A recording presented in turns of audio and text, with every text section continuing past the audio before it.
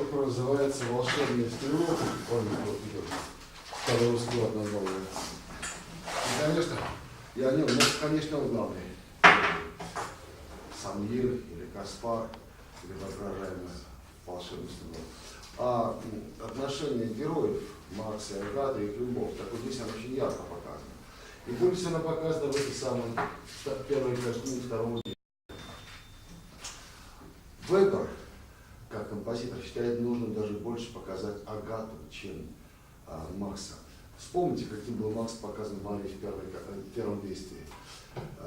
Весь из себя неуверенный, сомневающийся, раздвоенный.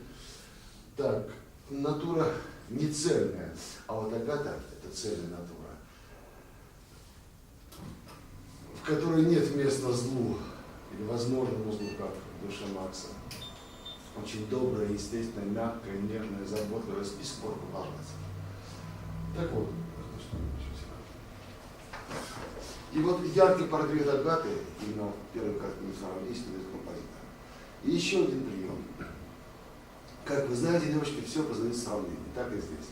Чтобы мы оценили Агату, какая замечательная, хорошая, Вебер и его либретист Киндер дает ей парочку, то есть подружку.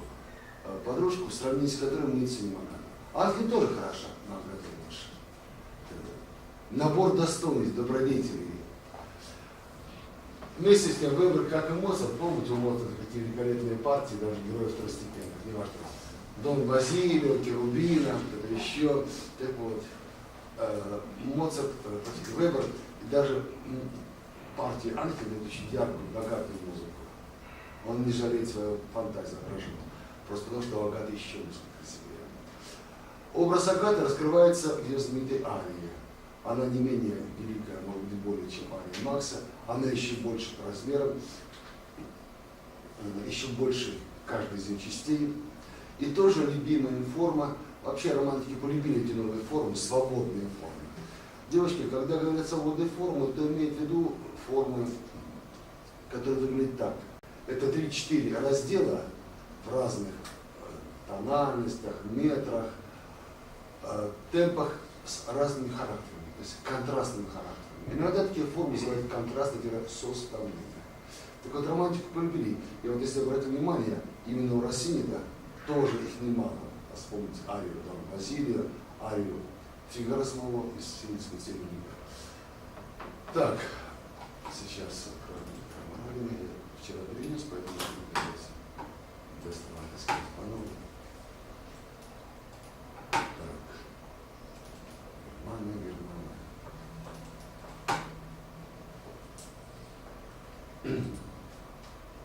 Девушки, у немцев в Германии довольно был гимн государственный со словами Deutschland, Deutschland über alles, Германия, Германия прежде всего. Но после того, как нацисты разбили, гимн был запрещен в Германии. А я подошел к чему. Дело в том, что самое смешное, музыку эту гимн написали Йозеф Гайдн. Правда, еще не было в Германской империи. Просто потом в 19 веке, в конце его взяли, немцы себе, что музыка понравилась. И написал Гайдн. Вот это где бывают шутки. Так. Это вы к тому, что корни в них все. Все вы хотите то выбрал, то Гайдна. Так. А музыка там хорошая. Кстати, как и музыка для меня тоже царя храма. Итак, девушки, второе действие, первая картина. Да, это портрет, прежде всего, Агаты, это портрет представления Ангеля подружки, ну, а через нее, потому что мы видим Агату глазами Ангеля, а Ангель очень нравится Агата. Это и показ взаимоотношений Агаты и Макса, потому что, естественно, она будет в своих чувствах. И еще, подружка Ангеля дает повод композитору ответить Агате на вопрос. Агате, да. Ну, представьте, спрашивает Ангель, ну а как вы познакомились с Максом, как полюбили друга? Естественно, рассказывает. Поэтому это повод, что мы узнали об их истории и о отношении Агаты к Максу. Так, и вот начинает он с дуэта, где, значит, подружка расспрашивает, дуэта двух подружек. Так. Так что здесь Агата будет показана в дуэте вначале. Потом великолепные свои арии. И Ангел передает ее арии. Не жалеет фантазии музыки. Вебер. Мы сейчас послушаем кусочек из дуэта.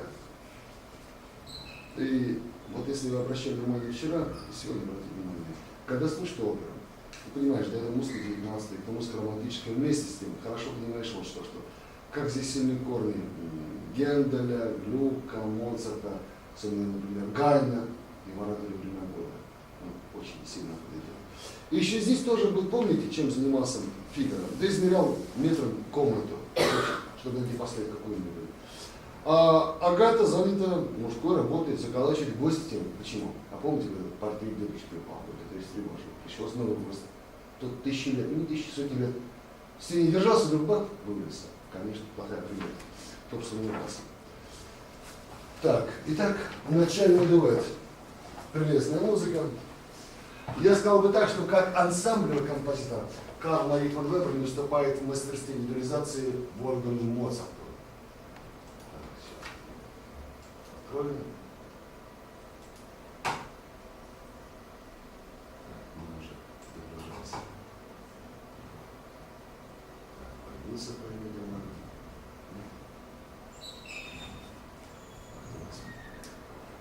Как же это нравится?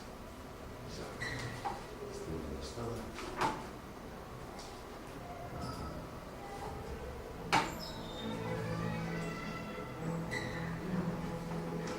Поскольку герои это две девушки, изящные, нежные, мягкие.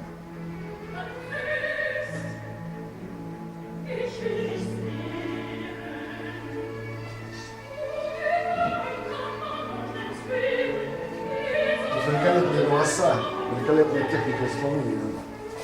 Прекрасно певцы. Одно удовольствие слушать.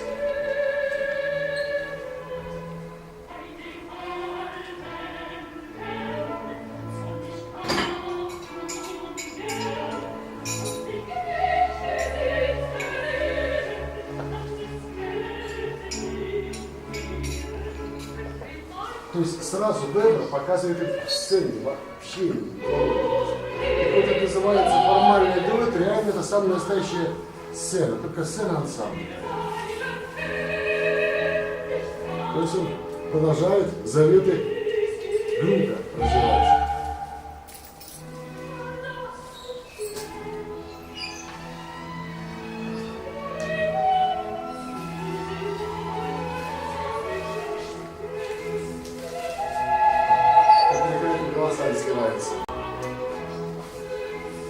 И тут-то Моцарт вспоминается всем женским ансамблем.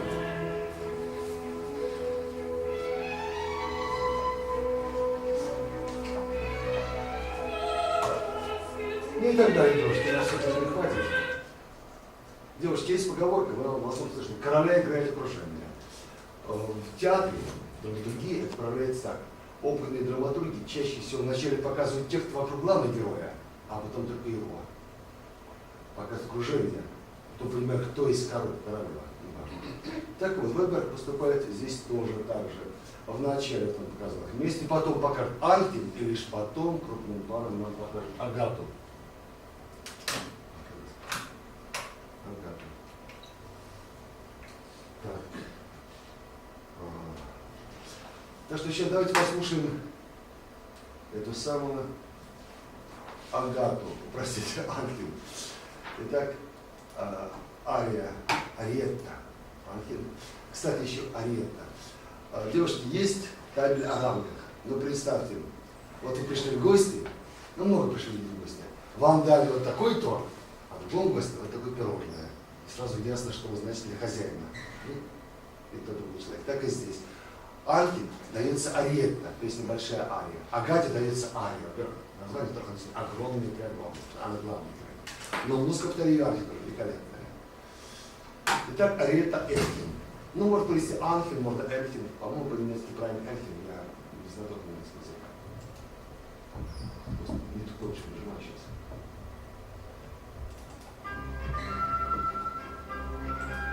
И интересно, музыка в таком деревенском пасторальном духе, а во-вторых, ритм, там, та-да-дам, в ритме немецкого танца Лембер. Простодушная сельская девушка.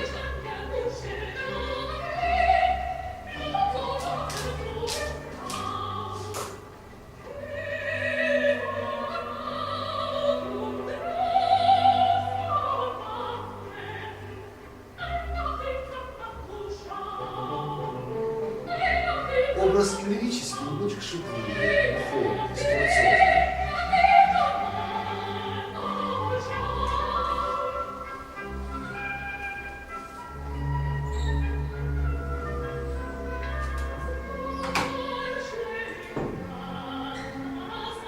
Пора этим и забыть. Небольшая аретта и уже две темы. И какая яркая, нежная, мягкая, светлая. Это можно с восхищением назвать.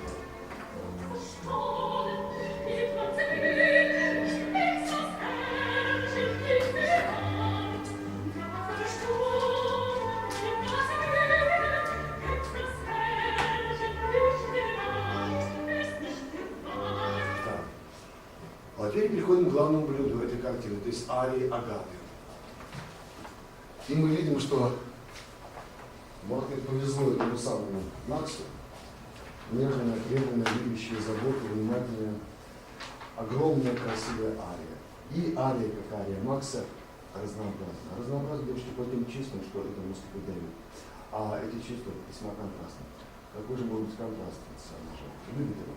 Здесь есть и тревога за Макса, беспокойство, вдруг что случится. Поэтому музыка восторженная, радостная, светлая, музыка тревожная, беспокойная, настроена. Так, ну а теперь нужно показать тематический материал из арии. Называется это буквально сценой арии. И по сути, девушки, это огромная сольная сцена, все, включая саму арию. Потому что здесь выбор, как понимаете, сцена обычно начинается музыкой читативной, да, читативе есть, во-первых, сопровождаем оркестр, а во-вторых, с распевной мелодикой, как учил великий Глюк. И начинается. А наступает.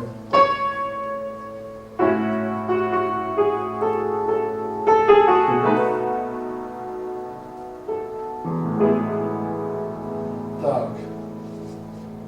Теперь. Луна уже над лесом. Что это значит? Это то, что уже поздно, а Макса все еще нет, он беспокоится. Как девушки, потом будет подобная сцена у Чайковского в «Пиковой даме». Уж полночи Германа все нет. Вот так и здесь. Почти что полночь, а Макса все нет. И вот она становится на колени и молится. Когда героям старых произведений тяжело, они молятся Богу. Они просят богов о том, что сделать, что решить, как вести себя. И молитвенных сцен будет очень много в опере классической, в 19-18 веке. И так и здесь. Это очень важно. Почему? Это объясняет, почему есть такая музыка. Временами хоральный склад аккордов, плавная хоральная мелодика. О, мольбы мои! Летите до небес, святых дойдите. Медленное движение, плавный ритм.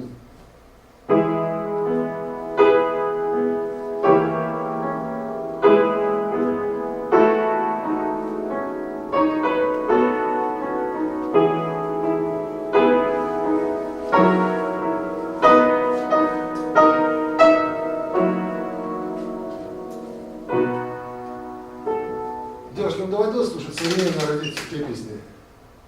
Нет?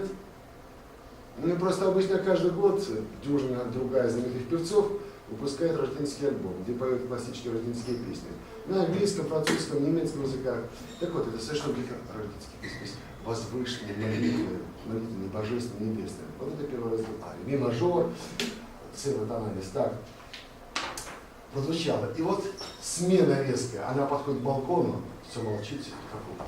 Ночная природа, лес, горы, темно и увлекательно, и таинственно, и пугающе. Вот здесь меняется настроение души. Волнение появляется, вдруг не придет. Подобная сцена, потом у Чайковского в «Пиковой даме», когда будет Лиза ходить в балкон и не лежащий ночной город. И резкая смена, девушка. Меняется тональность, меняется темп, фактура, повтор аккордов, потом требование, ритм, пульсация, 8, потом 16. Музыка тревожный, возбужденный, порывистый. Все молчит, все спит вокруг. Где ж ты, мой милый друг? Для чего напрасно ждать слуха и зрения напряга? И вот.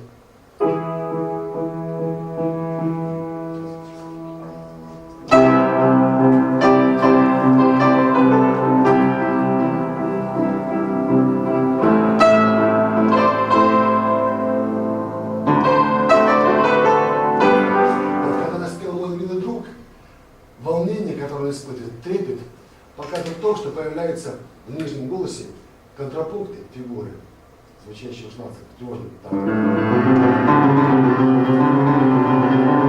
пение сердца.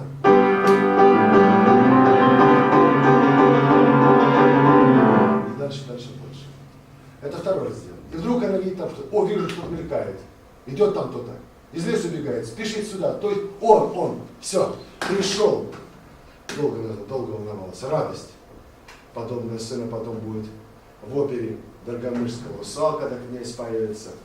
В опере, например, Иван Сусанин, когда появится цена.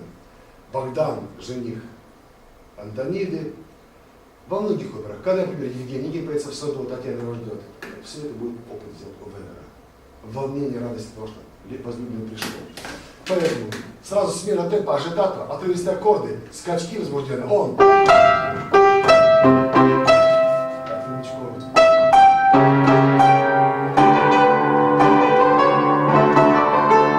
И. Возбуждение. Это третий раздел. Девушки, утверждается анализ на мажор и звучит музыка, которую вы слышали в увертюре, как музыку побочные партии. Вот тут, да, музыка сначала Агата, ее чувство, любовь восторженная, только другая тональность, вот и все. И звучит уже хорошо.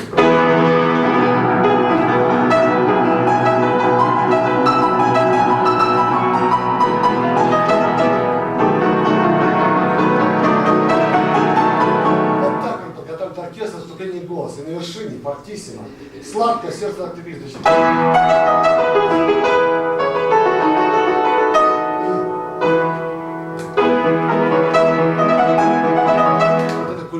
Ее арию. Но ведь музыка не просто красивая, да, она красивая, она восторженная, счастливая, радостная. То есть самая светлая страница это представляет все образ, все чувства. И вот видно, что слушаем эту великую арию. Так, ария Агаты. Винахтенберга. Да. Следующий раздел.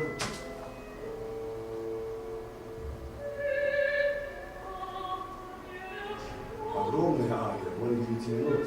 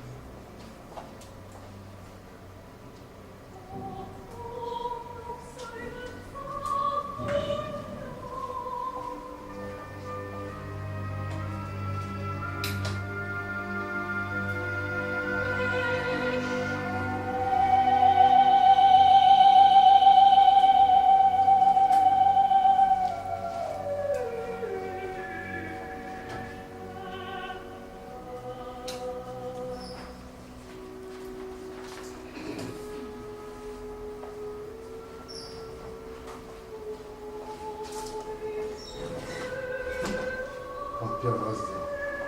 Нежный, счастливый, мягкий, сложный.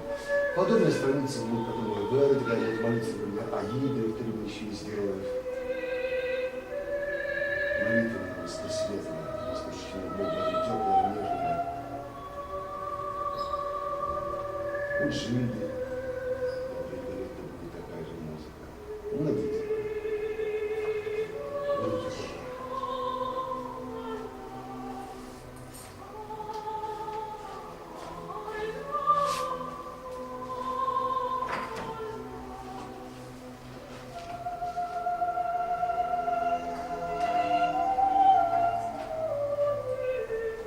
Заметили отношений, клавиатур, филитур.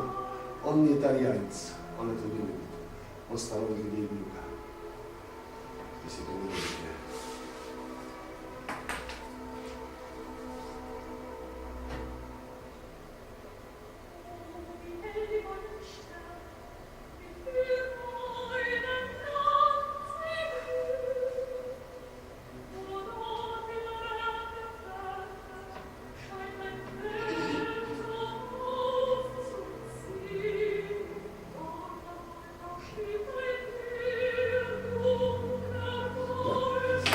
Не спорт, это вообще немножко сделано.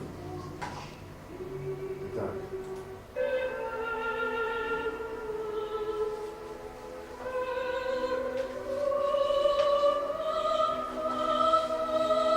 Что хорошо.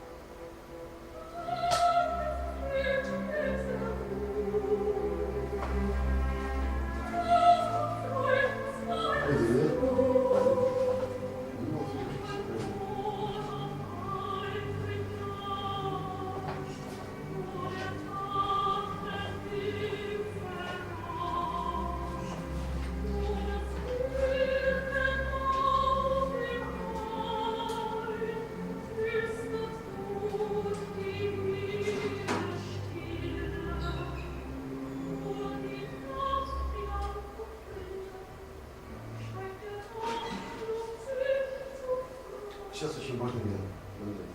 Она видит, кто-то появился, кто-то мелькает. Движение. Вот именно такие приемы найдены здесь, да, потом сколько-то вообще европейских.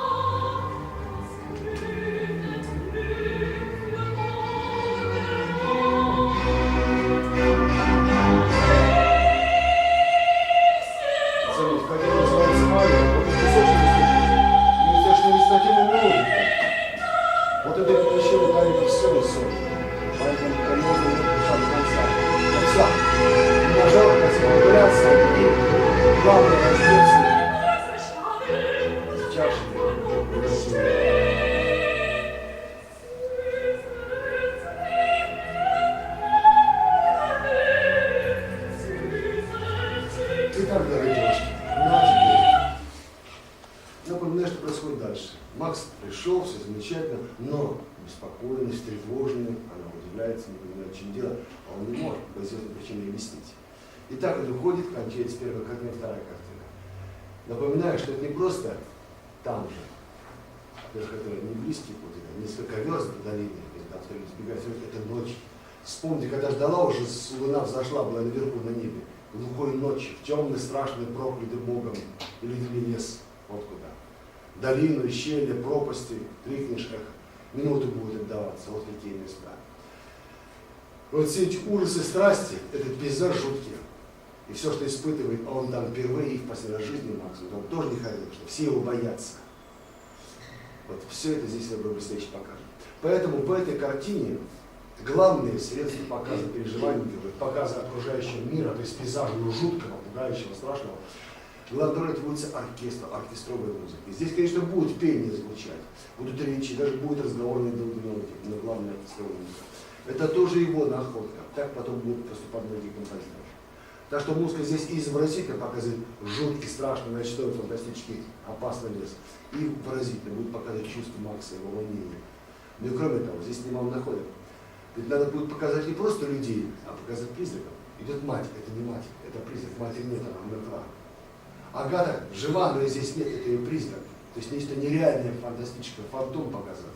Вот выбор находит все эти приемы. Так, итак, это огромная сцена, которая не делится на куски, открывает вторую картину, сцена очень на линии. Она может названа там в главлении финалом второго акта. Нашли?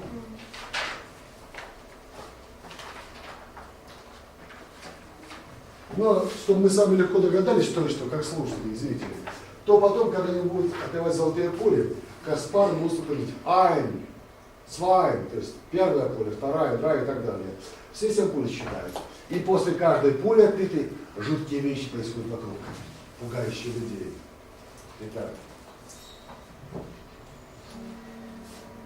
около 17 минут длится эта сцена. Спускается он. Вот. Самая жуткая, тревожная, пугающая музыка. Это картина, которая волновала европейцев полвека.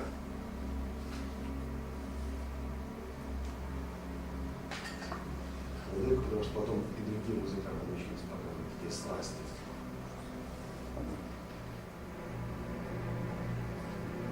Мы слышали отрывки из этой русской вертюры. Отсутствие ритма и пульсации.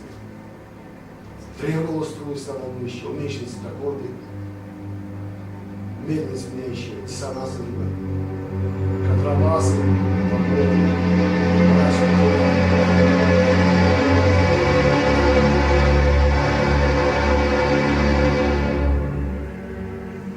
но это, естественно, духи памяти. Сама это играла, в Люка, помните, там пели фурии, духи были раньше. Просто сделать интересно.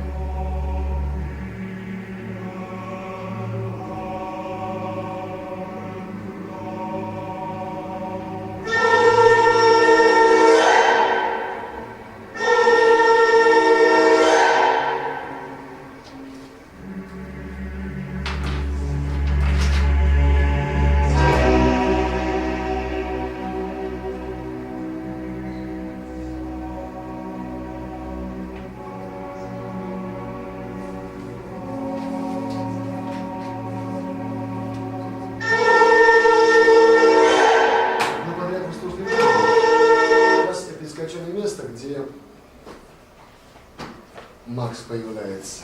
А перед этим пока как Каспар говорит с Амелем. Естественно. Допрос ставит, как и дела. Нет. При каком месте здесь дошли, да? Да. Все-таки начало кроме Каспара послушаем разговор двух злодеев. Дьявола под именем Самвель и этого негодяя Каспара. Это очень яркое место.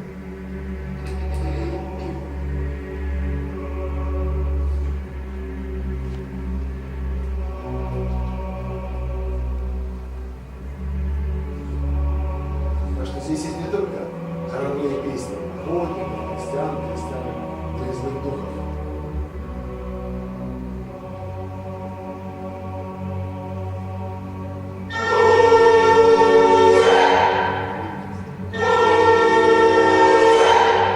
В 21 году это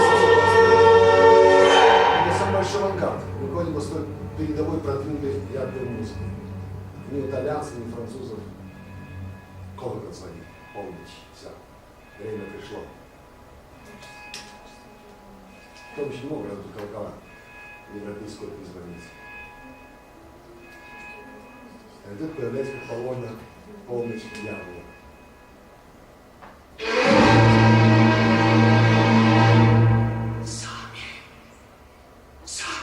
Представьте, ночью спишь, и слышишь такое.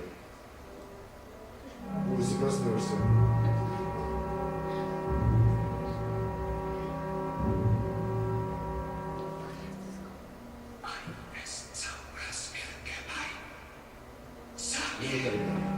А сейчас покажу другую сцену, дорогие часи, главная сцена.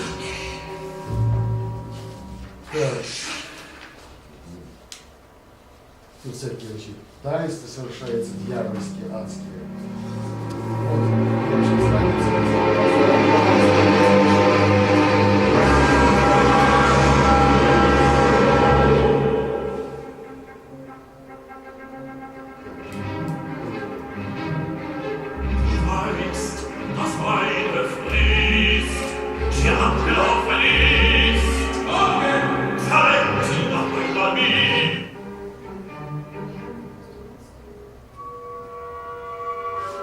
Тут нет разделения, поэтому он наугад девочки.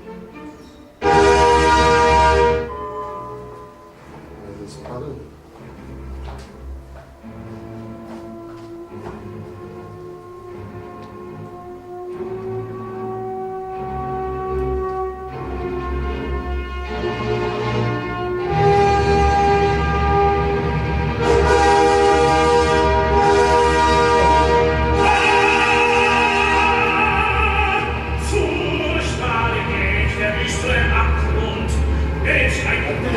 Это ты узко, что вот это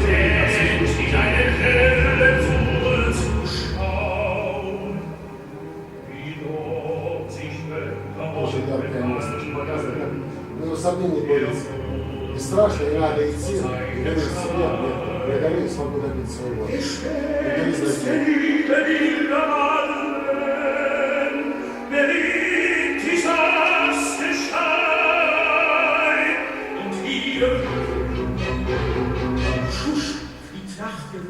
Auf im Busch, rotbraue Name, zwei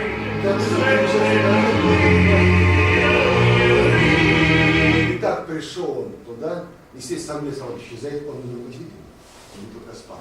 Начинается отливание золотых пуль. Самое главное место.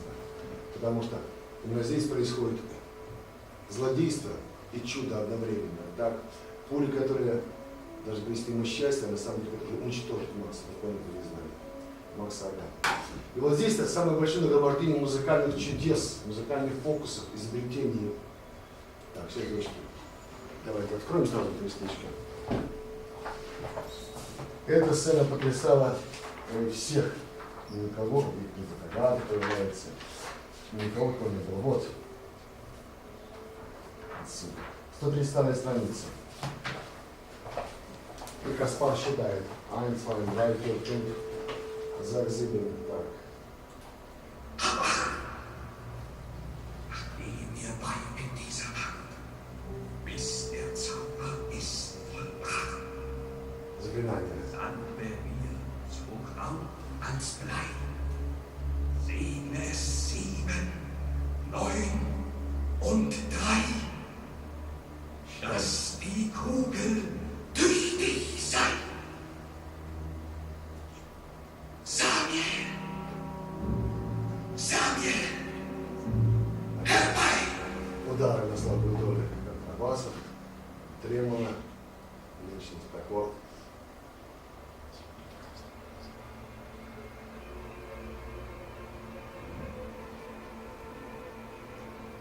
Наши девушки. Начинаем.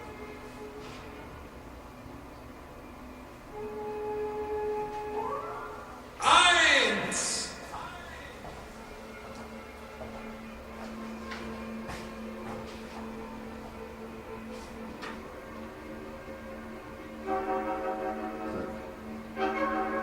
Выпусти кто.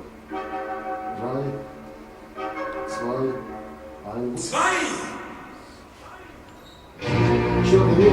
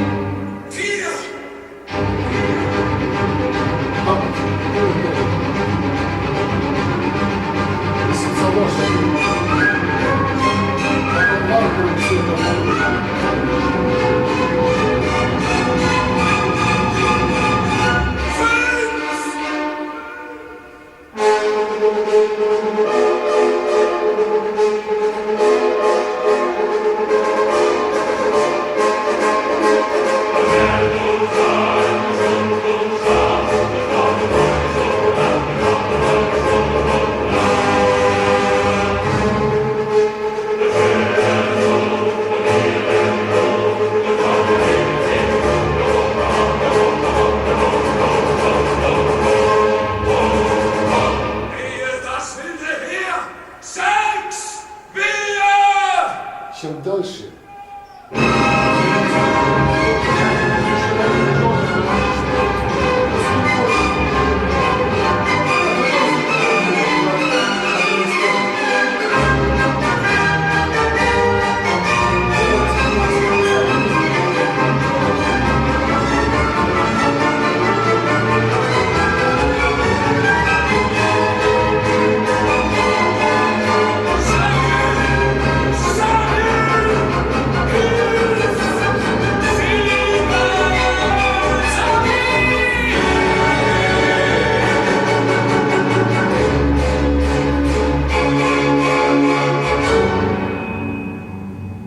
колокол бьют.